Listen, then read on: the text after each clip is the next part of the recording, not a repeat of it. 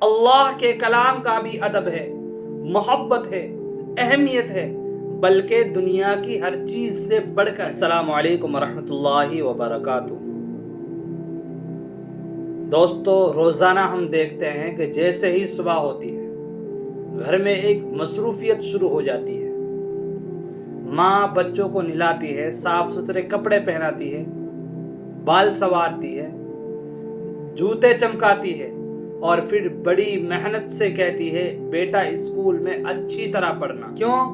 کیونکہ ہمیں اسکول کا وقار عزیز ہے، تعلیم اہم لگتی ہے۔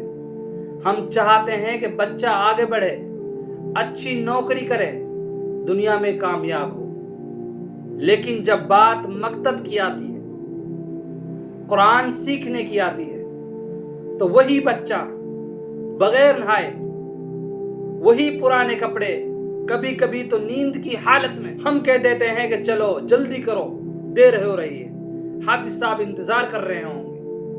سوچنے کی بات یہ ہے کہ کیا اسکول کا ادب ضروری ہے اور قرآن کا نہیں؟ کیا دنیا کی کتاب کو ہم سوار کر دیتے ہیں اور اللہ کی کتاب کو بغیر تیار کیے؟ اللہ کے کلام کا بھی ادب ہے، محبت ہے، اہمیت ہے، بلکہ دنیا کی ہر چیز سے بڑھ کر ہے۔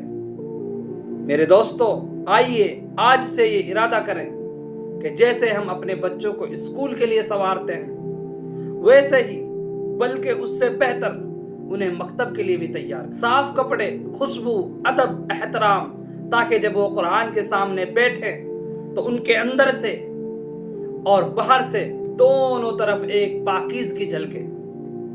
اللہ ہمیں توفیق دے کہ ہم قرآن کی قدر پہچان سکیں اور اپنی نسلوں کو قرآن سے جوڑ کر جینے کا سلیقہ سکھا سکیں۔ آمین۔ اگر آپ کو یہ بات دل سے لگی ہو تو کمنٹ میں آمین ضرور لکھیں، ویڈیو کو لائک کریں اور دوستوں کو ضرور شیئر کریں تاکہ ہم سب قرآن کے ادب کو عام کر سکیں۔